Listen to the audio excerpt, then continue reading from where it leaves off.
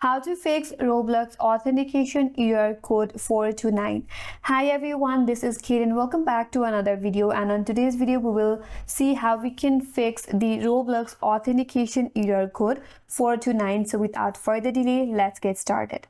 So for that, first of all, make sure you at least 1 to 2 hours and check if your problem is solved. Not because sometimes the problem may arise due to some fault or error, so make sure to wait at least 1 to 2 hours. But if that still does not help you, then here you can change one settings under your network. So under your device, click on the search icon, and in the search bar you have to search for view network connections. Once you go to your network connection, you will see the cross icon on the one which is not active, but on your active internet connection you will not find that cross. So head towards your active connection and you have to right click on it, and now click on properties.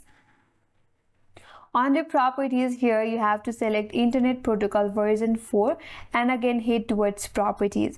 Once you land on this kind of interface, here you have to select the second option that says use the following DNS server address. Now on the preferred DNS server, you have to type in 8.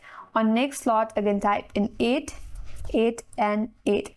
Just below that there is option for alternate DNS server. There you have to type in 8. Next slot type in X, and on the next slot type in 4 and then 4. Once done, click on OK, and here again click on OK. After that, once you have changed the settings, you have to restart your device.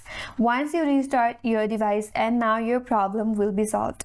And that's all for today's video. Hope this video was helpful, and if you're new to our channel, consider subscribing. Thank you for watching and stay tuned for more videos.